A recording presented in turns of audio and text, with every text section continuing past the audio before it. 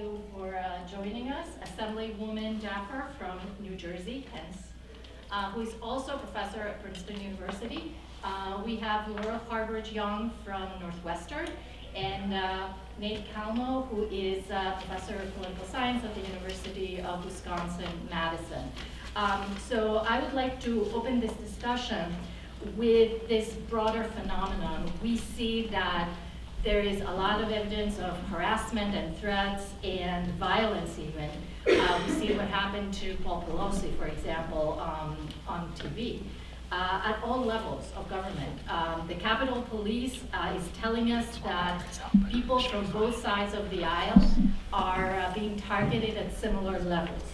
So what does that look like in real life? How do we hear about the statistics, we hear about some of these stories, but how does this feel to an actual elected official who is experiencing this? And what does the research tell us about the prevalence of such phenomena? So we would like to start with you, Representative Assemblywoman. What is happening? What does it look like in your daily life? Yeah, thank you so much. So I decided to run for office in my local community first in 2016. I was asked to run for a township committee, which is the local government in my town. And at that time, my town was all Republican in its representation, and there were no Democrats running. So I decided to run as a write-in candidate. I didn't win in 2016, but in 2017 I did. And in that 2017 election, my opponents, even at the local level, had mailers with, Sadaf Jaffer's dangerous and extreme, and using those sorts of trigger terms, which there was really no justification for, as someone who hadn't served an elected office before, as someone who had, was running very locally and had never, allied myself with any sort of an extreme position. In my town, at least, I think that backfired. The public wasn't so happy to see that type of attack in a local race, and I won. Once I became mayor of my town, subsequently, again, I was very focused locally, and I hadn't thought about the significance more broadly. And when I became mayor of my town, I became the first Muslim woman to serve as mayor in the United States. And I remember when people realized that, they were like, oh, you should put out a press release, you should do this or that. And I just thought, I don't know if I want all that attention on me, because I don't know what resources I have to deal with the negative attention that's also going to emerge from that. But the news did start spreading, and there was a story in Star Ledger, and then there was a Trump-related blog that covered it in a very negative light, and that's when I started receiving a lot of hate messages on Twitter, especially, and things as extreme as Muslims should be exterminated from the planet, and this person is going to institute Sharia law, this person is doesn't belong here, this person's an invader, et cetera, et cetera, et cetera. So that was, very stressful to deal with, and I think I felt very alone in dealing with it, because I was just taking screenshots of those Twitter messages and reporting them myself, and then if something had a violent tinge, sending that to the police department. And I think a lot of elected officials, there isn't really an infrastructure of support, and there isn't an understanding, especially for women and minorities, of the particular type of negative harassment and focus that's on them. So, that's a little bit of what I can think about. Recently, I had organized a meeting. I became chair of my local Democratic Party, and we had our Democratic organization meeting, and a very antagonistic individual showed up and would not leave. And it became very uncomfortable. He wouldn't leave the area of other women elected officials who he had harassed before. And again, I think there isn't really a playbook on how to deal with it, but it is very stressful, and unfortunately, those of us who are dealing with it, myself and other, especially women elected officials that I'm in touch with, do feel quite alone. Laurel, does this sort of picture match with what we know from the growing research in this area? Yeah, So, I mean, I think just to kind of say a little bit about the scope of the different types of research going on here, you know, I think, just say from the beginning, I think assessing prevalence is really hard, in part because there's no consistent reporting standard, which you alluded to, that people are kind of doing this on their own and trying to decide what constitutes a big enough threat that they actually report it. Even in offices, you know, do staff report it up the chain even versus what just stays in staffer knowledge but not even higher. But there are a lot of different organizations and academics as well who are kind of triangulating from a lot of different angles to shed light on this being a major problem and something that is increasing over time. So this includes the U.S. Capitol Police report that Alexandra mentioned that shows an increase in threats that they've investigated from just over 5,000 in 2018 to over 9,600 in 2021. It was a little bit better in 2022, but nothing to really write home about. The Bridging Divides initiative out of Princeton University has been looking at this in terms of event-based reporting, showing over 400 cases of harassment or threats toward local elected officials between January 2020 and September 2022. They also conducted a survey of municipal officials via Civic Pulse, and as of December 2022, 47% reported being insulted, 30% said they'd been harassed, and 15% said they'd been threatened. There's the work by the Lawfare Project that examined all federal charges of threats toward public elected officials, so just looking at the most serious. In between 2013 and 2020, there were more than 500 cases that rose to that level. The Brennan Center is doing work to study state legislators, and in joint work with Alexandra, we've conducted over, mostly this is credit to Alexandra, over 100 interviews with state and local elected officials as well as some staff. And that isn't a random sample, so it's hard to say prevalence, but across these people we spoke to, it was really common to hear stories about people feeling unsafe, whether because of, you know, in some cases it dealt with, you know, mental health coming into kind of interactions, but in other cases it was a partisan-based kind of animosity and fighting. And so, you know, I think there it's really, it's hard to say exactly what fraction, but it's clear that it's a problem, and it's clear that it's growing. Nate, you work on the public side and with public opinion. Is this coming from the public, and how is this sort of showing up and documented in the public opinion side? Threats are a major problem for American democracy. We're talking about the number of rates of threats made, but there's a broader violent political environment in which people have attitudes that are supportive or at least tolerant of threats and violence, and that can create environments in which people are encouraged or discouraged to make these kinds of threats. In our surveys with Liliana Mason at Johns Hopkins University, we found that 15% of Americans reported that someone had threatened them over politics, although only 1% said that they would admit threatening other people over politics. More generally, 7% of partisans considered threats against opposing leaders and voters at least a little bit justified today. There's also a growing phenomenon of armed intimidation with protests where guns are present. ACLED, a research group associated with Bridging Divides, documented 560 armed demonstrations between January 2020 and June 2021, which is 2% of all the protests tracking, most of which were far-right protesters who were armed, and those events were disproportionately violent and destructive, 5 times more likely in open carry states. Lily and I asked about support for armed intimidation of public officials and of voters in election places. We found 80% of Americans say that armed intimidation of officials is never acceptable. 86% reject armed intimidation to influence voters, but Republicans were much more likely to have favorable views of armed intimidation, about 20 percentage points less likely to reject armed intimidation in those cases. A couple other points about threats, building on what we have already heard here.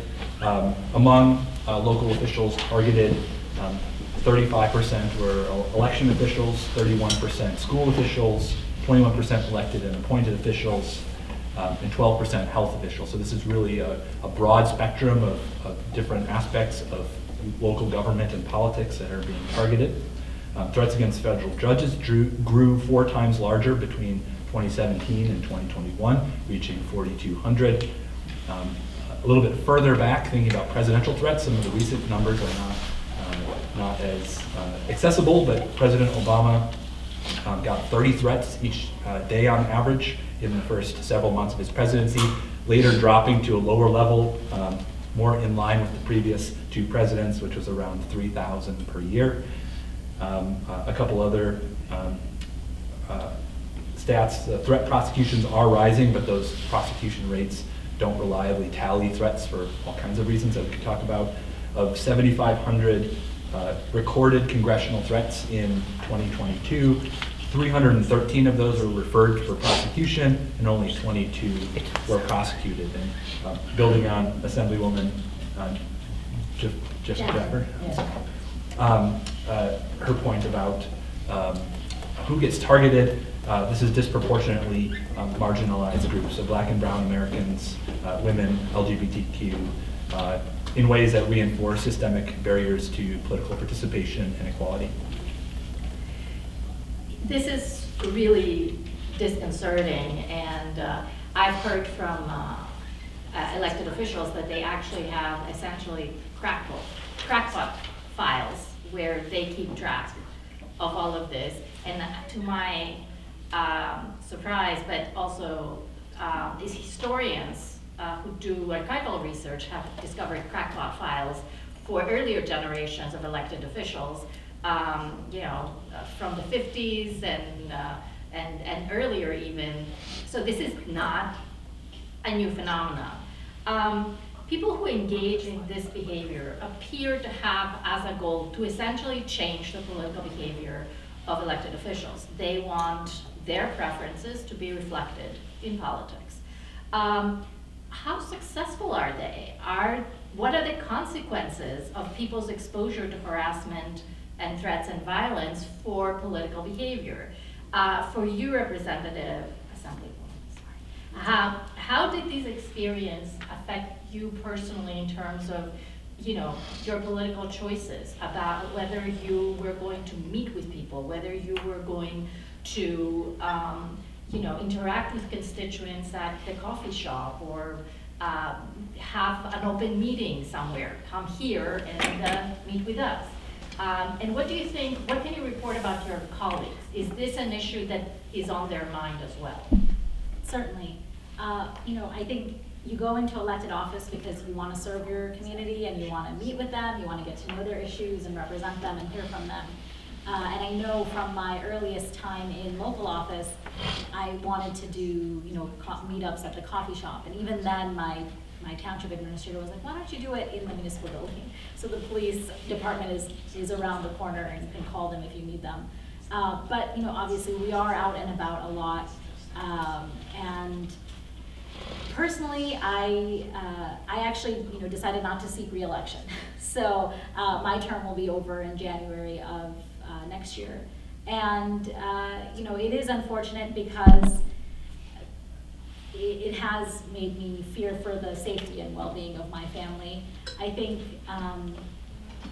it's one thing to say, I'm okay standing up for my principles. It's okay if I get voted out. And that's, usually the threat that elected officials face, that, be careful what you say or do, you could lose your next election. And my response to that was always, that's fine. I will, if the public isn't happy with what I'm doing, they have the right to elect someone else. But when it gets to the point of actually fearing for the safety of your family, it's much more complicated because each of us can, that's me. That's the only microphone that's working right now. Oh, okay. So you can try to be democratic. I think you can hear us, right? Yeah, private microphone. It's more for the video recordings. Yeah. Thank you so much. Okay. So that comes with the territory, that someone might not like what I've done in my leadership, or the public in general isn't happy with it. They have a right to vote me out. But when elected officials are fearing for their safety, it's very sad. And I will say that a lot of the women elected officials that I talk to, and especially the women of color elected officials that I talk to, are starting to burn out and really, really wondering if they can continue to do this. We have a school board race in my town, and we have a black woman school board president, and she has been just horribly harassed in all sorts of ways, having photos of her to make it seem like they're inappropriate shared all over social media. And it's reached this very fevered pitch where it's not just that I don't agree with you or I think what you're doing is wrong or whatever, but that these people are evil. And I've heard that about myself even just very recently, like she's an evil communist dictator. And so that is very scary, because if you can dehumanize someone, that's really when violence becomes possible. And we've seen that with state legislators having their homes shot into, having been Muslim woman state legislator was beaten up in another state. So it's certainly a scary time, and I think elected officials are justified in being worried for their safety. Laurel, what do we know on this issue of how does this influence the political behavior, the vote choices, or any other aspects, the way that people sort of think about their political life? Yeah, so I think, drawing on some of the work that you and I have been doing together here in the interviews, I think we can think about this in terms of 3 different categories. We can think about it in terms of what is the personal impact, so the fear, the anxiety, people reporting that they turn to unhealthy coping habits like eating unhealthy or drinking more or smoking more. So kind of those sorts of personal costs or kind of challenges. We can think about it in terms of the changes to representation and governing.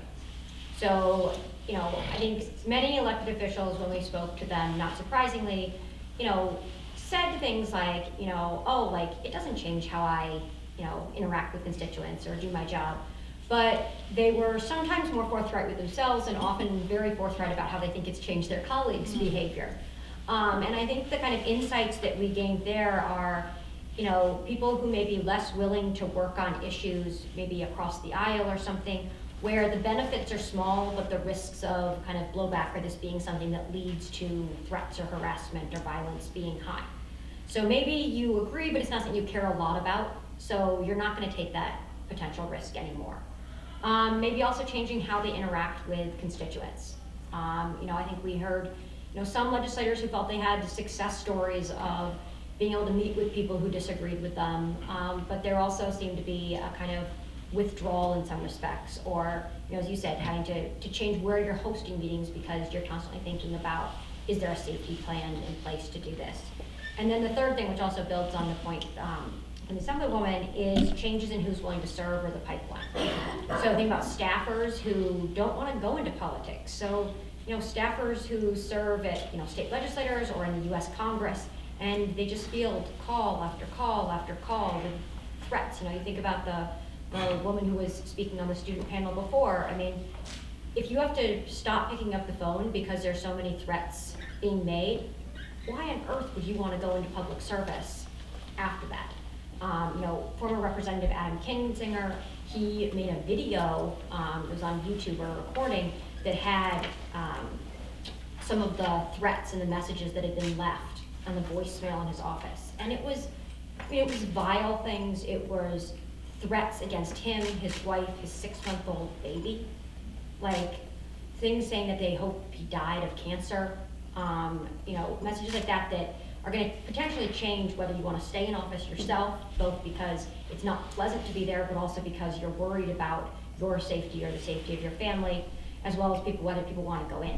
And I think this also then, builds back to the point that Nathan made earlier about who is more likely to be targeted. The evidence seems to be suggesting that women and people of color are more likely to be targeted.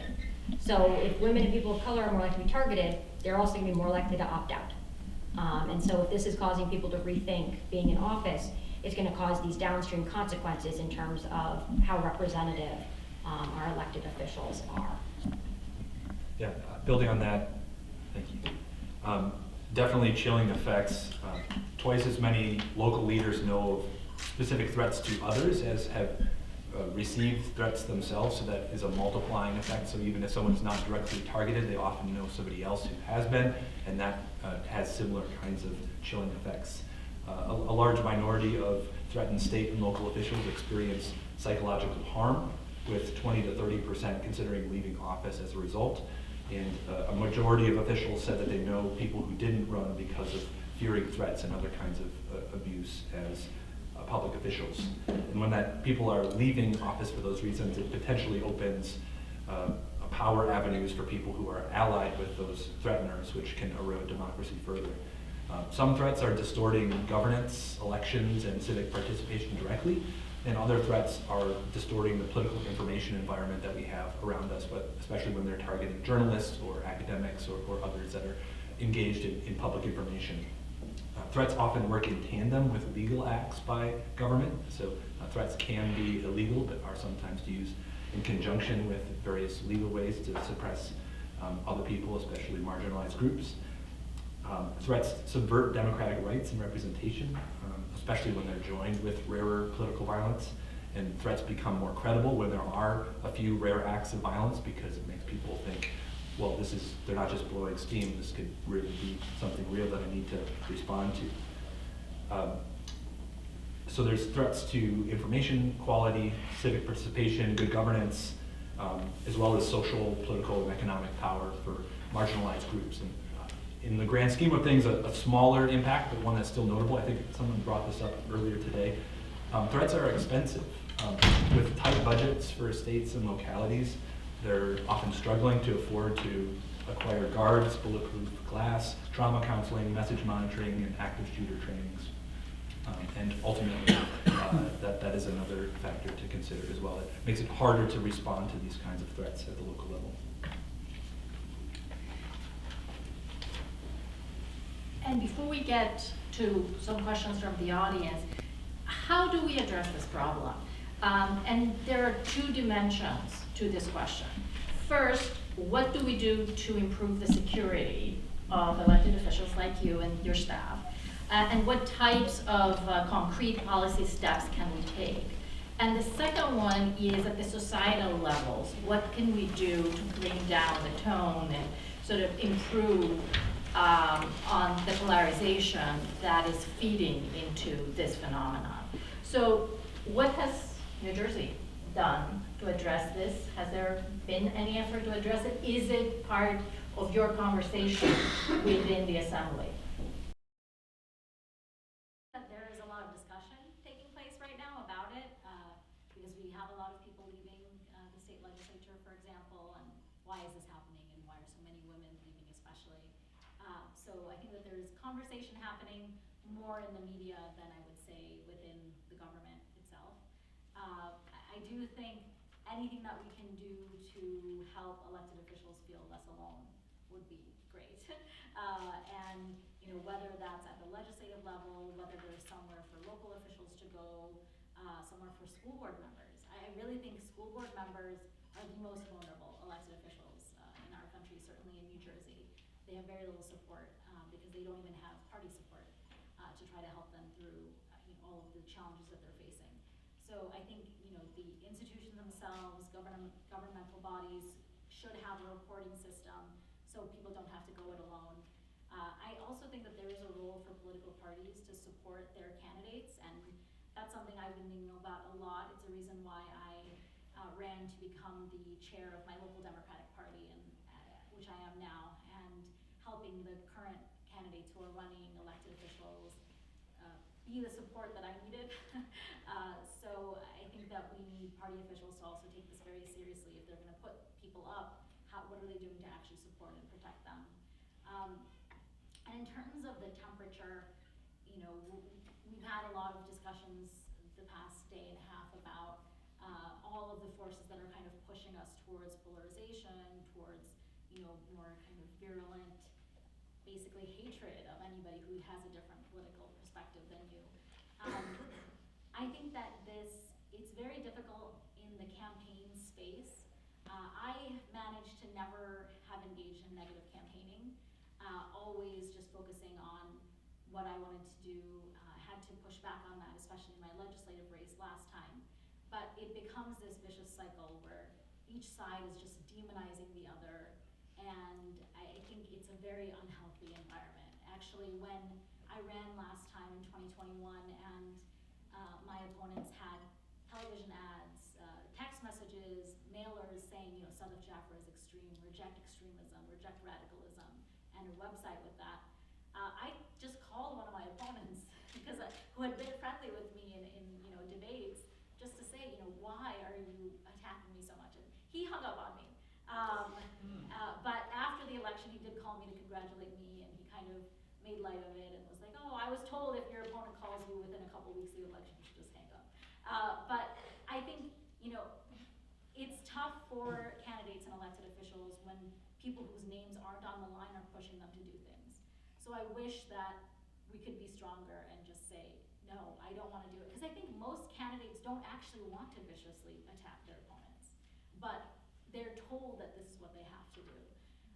So I wish that we could somehow move away from that, or make some sort of. So you're sort of alluding to sort of a professional political environment that's built around that. Yes, I would like to come back to that, but before that, I would like to ask you about sort of actual policy solutions to protect elected officials. For example, I thought that New Jersey, one of the issues that has come up a lot is the fact that people's addresses and phone numbers are publicly available as public Yes. information. Yes.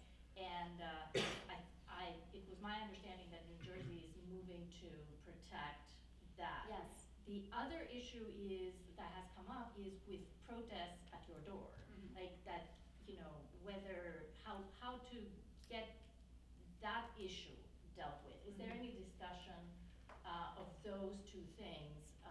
And maybe Shannon, since you're in New Hampshire, if these have come up there as well. Yes, we have had legislation to no longer require elected officials to list their home addresses on our financial disclosure forms.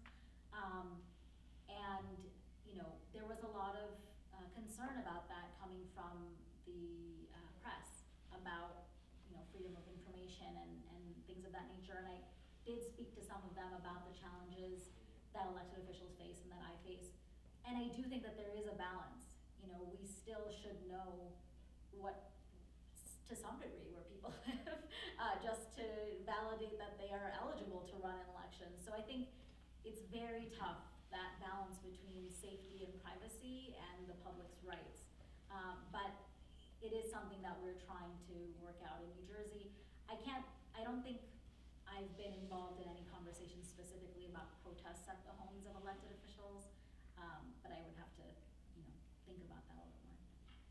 And what does, is there any research on solutions? Are we thinking of approaches on how to deal with this, both at the policy level and at the societal level? Yeah, so I guess thinking here, I mean, so I think there's a range of problems that we're trying to solve that I think go from kind of mere incivility at one end to the kind of harassments, threats, and violence at the other end of the extreme. And so I think, you know, on the incivility side, you know, I think of some of the work by Jenny Wolak at Michigan State University or others thinking about, you know, if you can engage in conversations or even just have someone over for dinner who you may not be in the same political viewpoint with, like it may increase civility or make you more tolerant. You know, that's not necessarily going to stop this broader problem. I think there, you know, in terms of concrete things, again, what we've heard from people we've spoken with are the need for greater de-escalation trainings, the kind of increased security. But I think, you know, on a number of these, there's the budgetary constraints, there's the, you know, freedom of information versus the safety constraints coming down. You know, when I think kind of more broadly about the tone in our politics and what we might do, you know, part of this is thinking about, you know, what are some of the things that contribute to this? And I think that the kind of dehumanizing language of the other side is part of the problem, because it can help us justify violence if the other side are animals or they're out to get us. And so I was thinking about some of the work, there's the Stanford Strengthening Democracy project fielded a massive survey recently where they had a bunch of different proposed interventions from different academics that were short, kind of online based based things. People either read something or watched a little video or engaged in some task. And they looked at how it affected people's views on partisan animosity, their support for undemocratic behaviors, which included threats and violence. And in terms of kind of changing perspectives about kind of rationalizing violence or support for undemocratic actions, changing people's perceptions of those in the other party does seem like an important step here. So there's research on the idea of meta-perception, which is essentially, if I'm a Republican, how do I think that the average Democrat would answer a particular question? You know, would they support threats and violence? And people tend to have very exaggerated perceptions of what the other side would support. So viewing the other side through a very stereotype-based lens that they are much worse than they actually are. And so kind of correcting beliefs that the other side will violate democratic norms seems like one potentially promising route. So in one of the studies in the Stanford Strengthening Democracy project, they showed a video of Utah's gubernatorial candidates discussing how each of them would accept the results of the 2020 election. And this actually has significant effects in terms of people's support for their own side taking undemocratic actions.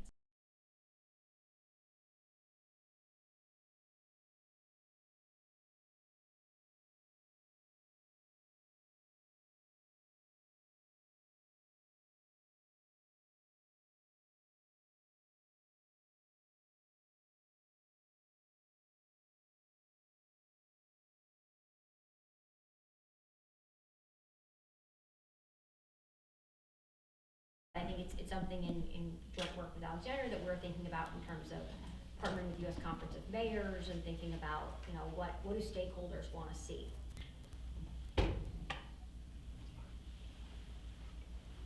So changing laws and law enforcement capacity could increase the threat-making costs and odds of punishment, which could reduce the prevalence. But these days, among threats, only those that produce a reasonable fear of bodily harm are considered illegal. And the courts say few threats qualify, even things that make people terrified. I will kill you is illegal.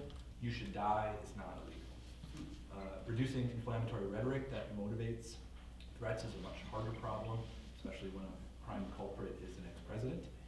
Private media platforms have more freedom to suspend threateners and to limit the circulation of threats, although they also face political pressures to not moderate that content.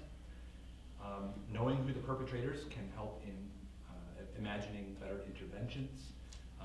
As Laurel said, most threats involve mental illness as a potential contributing factor, which doesn't necessarily mean that these are non-political. Those two things can still be fused. In one study of threats against election workers, 81% were coming from men, and 43% were coming from out of state. People who approve of political threats, who have supportive attitudes, tend to be interpersonally aggressive. They tend to be motivated by strong social and political identities and distrusting of recent national elections. Threats are harmful to individuals as well as democratic systems, so we need to think about insulating as well as bolstering both lines. Organizations need to shield their leaders and employees from threats, including hiding contact information and message filtering, deploy strategic communication to help improve the public image of officials, provide legal support and psychological support for victims. A recent report about threats against public health officials makes some general prescriptions that are useful more broadly.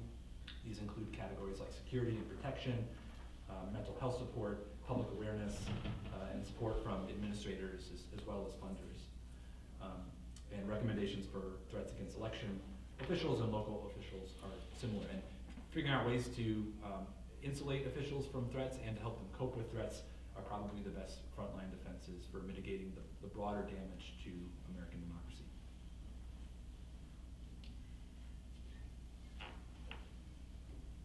Thank you all.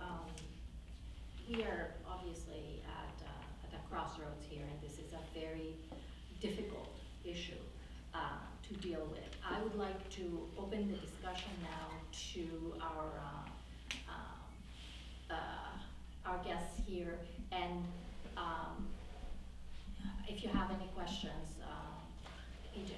So I hate to go here in a conference about polarization, But I'm curious to the extent to which this is an asymmetric problem. That is, this is a problem coming from the right, mainly targeted at Democrats and people on the left. Is this a problem that, is this a polarization problem, or is this a right problem?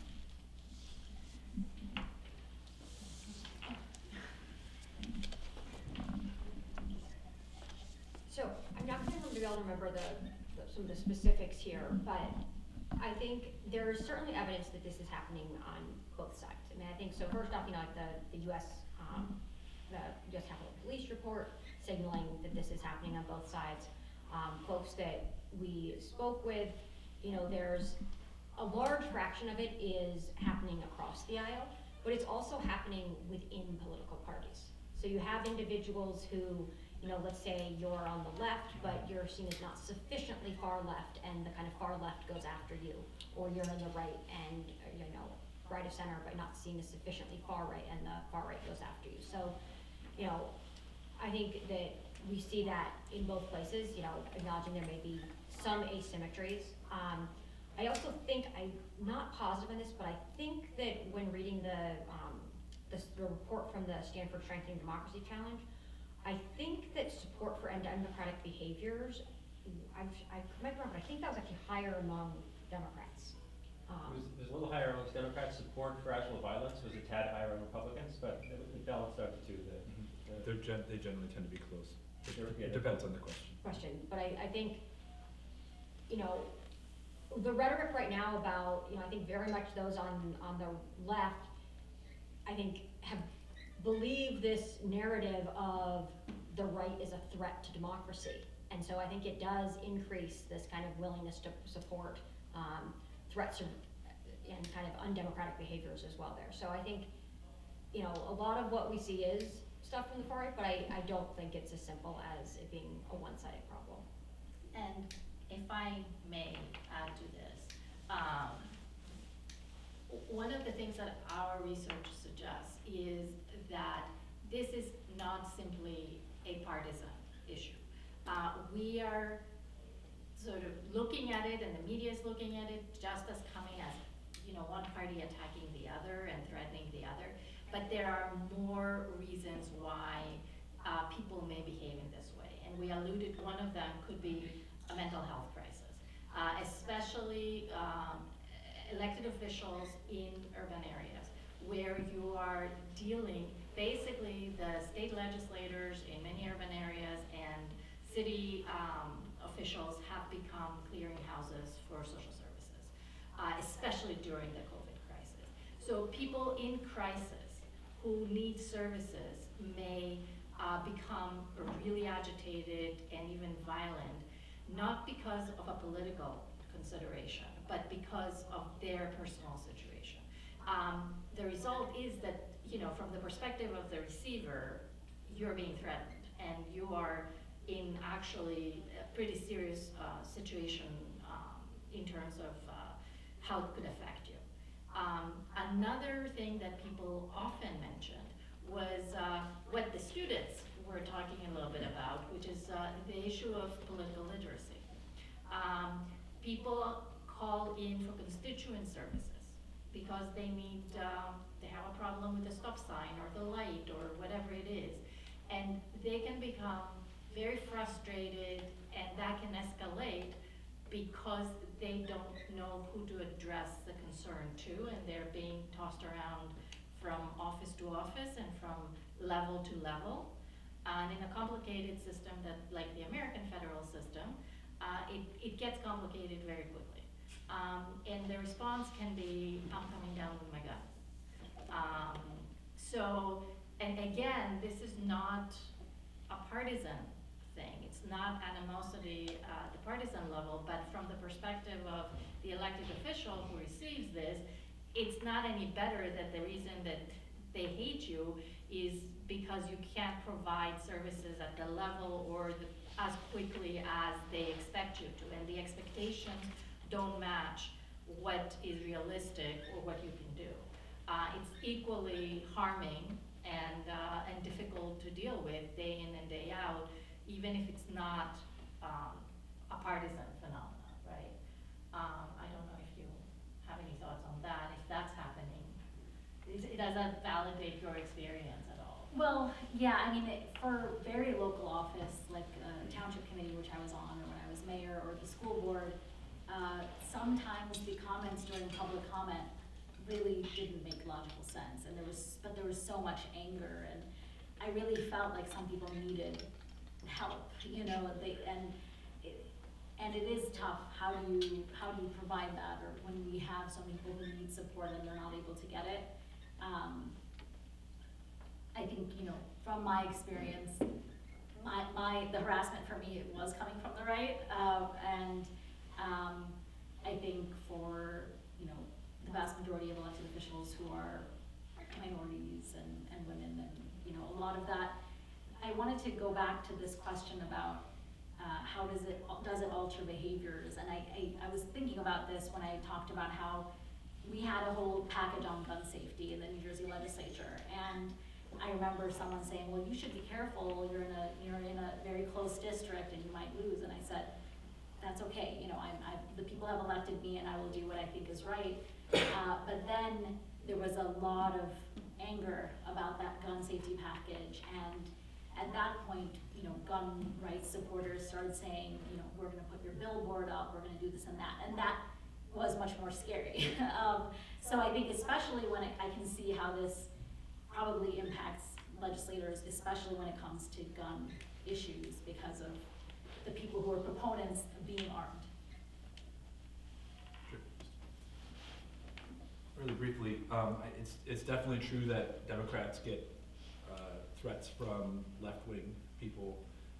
It's true that some Democrats are threatening Republicans, and it's true that Republicans are threatening Democrats, and that right-wing or Republicans are threatening Republicans. So there's a lot going around, but a lot of the topics that people are incensed about seem to be more on the right-wing side than the left. So there's not tons of threats that are going to election officials from Democrats, for instance. So there's an imbalance in the threat environment that is probably still more pronounced on the right side or the Republican side, while acknowledging threats from the left and from Democrats. I'll leave it at that. There are a couple more sort of constructive things that I could add. But Let us, yeah. yes, Shannon. If you'll indulge me, I hope it is more a comment than a question, but I'd love to hear your thoughts. I have to say that, and this is not to minimize the threats that people are experiencing, but I get very nervous about trying to enact policy to control those threats. We have laws in place that, for the most part, do address those behaviors, and so I guess what I think calling out those behaviors and speaking to them as unacceptable is something we need to be doing. You referenced the fact that the former president often uses hateful language, and others do that as well, and those who are not in public life. I think sometimes I have to say to people, it's not okay to say that, you know, and it's not easy to be in that position, but I think we have to remember to do that, because I'd like to think that we can resolve this problem at the social level rather than the policy level. So I think just as a thought on that, so I think you're right. There's a range of different places that we could think about these solutions, and I think that things like de-escalation trainings or kind of strategies are different from like how to entirely stop the threats. But I think one place that Alexandra and I are kind of exploring in some of our work about this kind of question of like, will it help the problem or will help solve the problem if people call attention to it and say, hey, this is happening and this is not okay, it's not as clear, it doesn't seem as clear cut that that's an easy solution. And so one thing that we heard from elected officials was this concern that, well, if we talk about this more, if we make this more of an issue, is it actually just gonna backfire because it's gonna make people see more of these stories of like, it's the opposing party attacking my side that makes me have these more negative meta perceptions of the other side. It makes me have more partisan animosity, and therefore I justify violence back at people. And when you think about the political science literature about the power of in-groups and in-groups under threat, and that increases people's rationalization of violence, Support for the I think it's hard, we're starting to do some work on this that's, I guess not, so far not a lot of evidence that this is the case, but I think we're still trying to push the limits of this to see what that really is, but I think it's hard to know whether, especially if it doesn't come with that clear condemnation of from all of our top level officials on down of this is happening and it is wrong, and it is wrong when Democrats do it and it is wrong when Republicans do it, and end of story, as opposed to it's wrong that those animals on the other side are doing this to us. Yeah, to really quick to build on those communication points, both on norms as well as leaders. Leaders can reduce threats by unambiguously condemning them. Lily and I find this in our experiments using anti-violence statements by Biden and by Trump, and this really does actually reduce people's support for threats and violence more generally. In-group norms are really important, not just what leaders say, but some of the most powerful people in politics are ordinary people talking to their friends and family and coworkers, the most persuasive on mobilizing people into politics and changing their minds. And so all of us have opportunities to, when we hear people moving in those extreme directions, to intervene. Sometimes this can be uncomfortable, sometimes this might not be safe, and not everybody should do this all the time. Acknowledging that we have the power as ordinary people to make a difference in the attitudes of the people around us in ways that can reduce this collectively, and that's really important. Dean? Yeah, hi everybody, again, great panel, great discussion.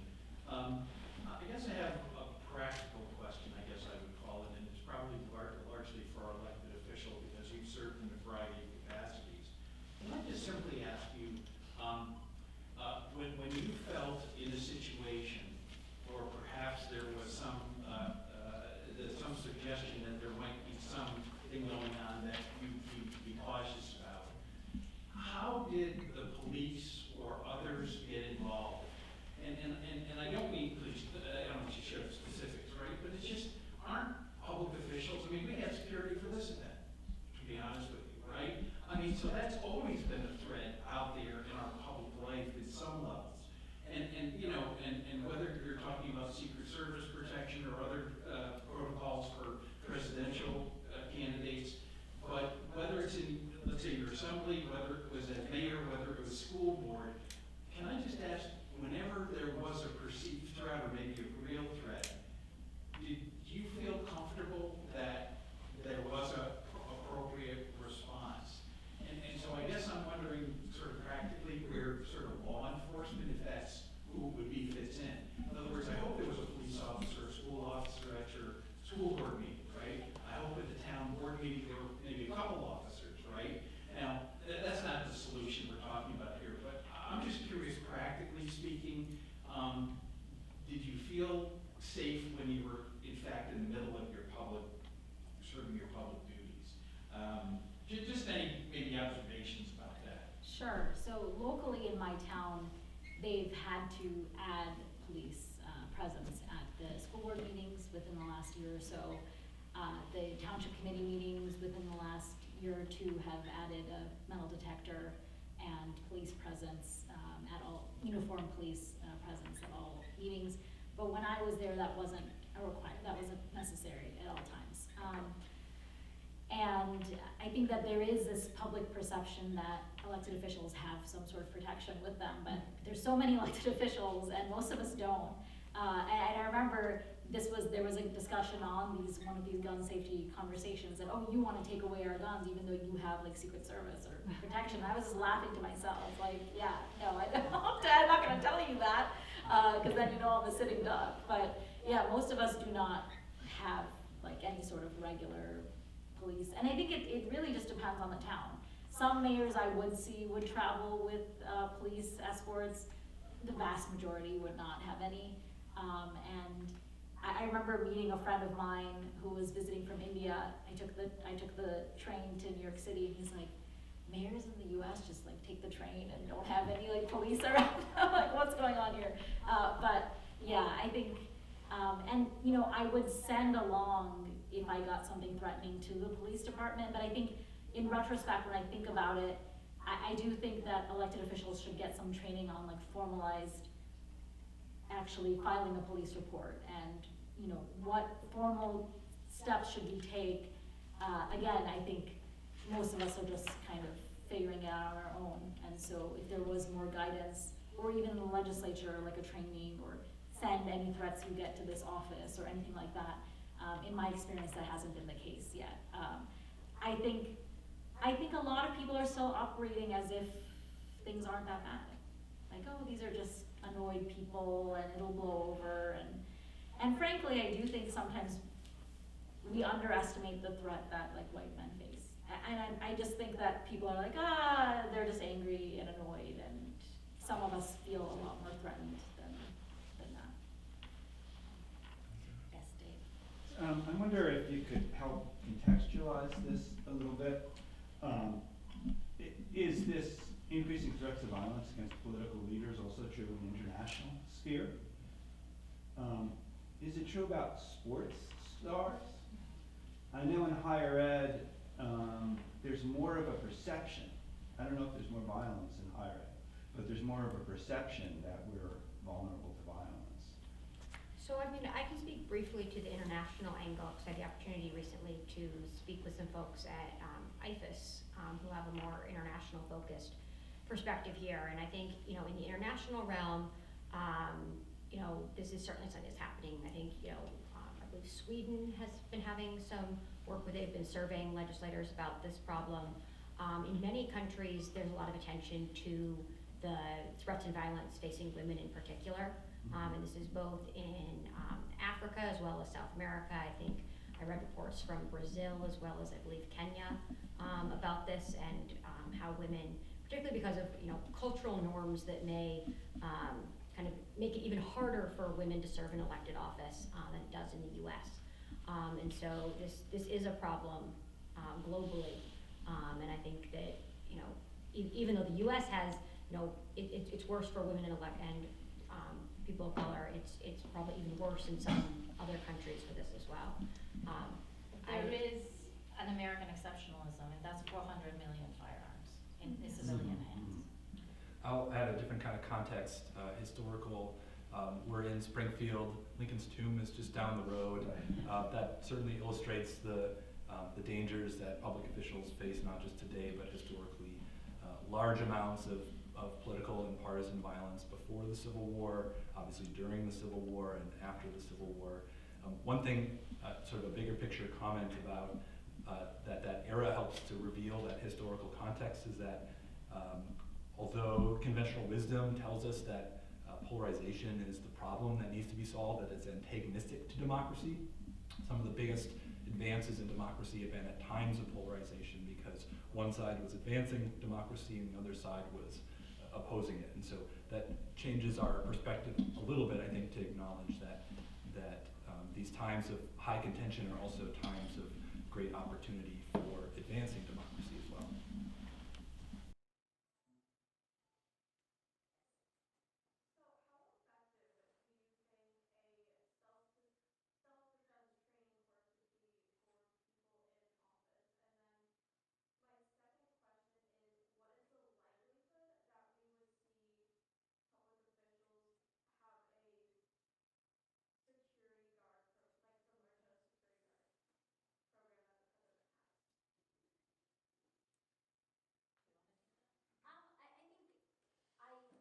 I was speaking on a panel about at the Center for American Women in Politics at Rutgers University, and it was not too long after I had decided not to run, and so this obviously came up.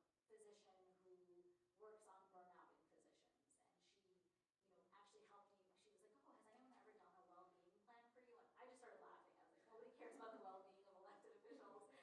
People are wishing us the worst usually."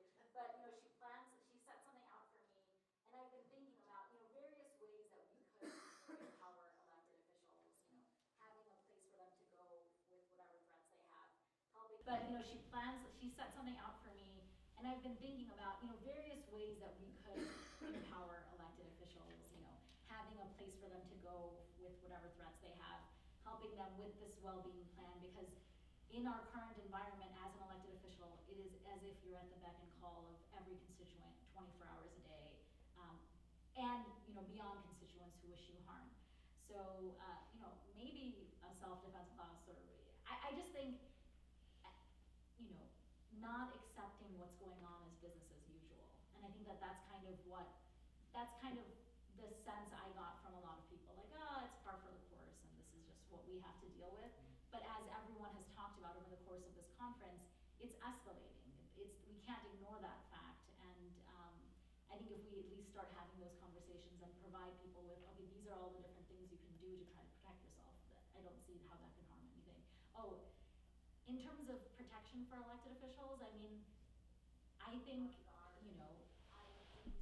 it depends on the threat levels, so many different things, the costs associated with it, and also, is that the type of society we want to live in, where everyone has to have an armed guard? I mean, I do research on South Asia, people have armed guards outside of their houses in Pakistan. There's always been political violence over elections, people would get killed, and we would just look at that like, oh, that's crazy. That doesn't happen in America. We have a peaceful transfer of power, but so many things are changing, and I would hope that we don't get to the point where everyone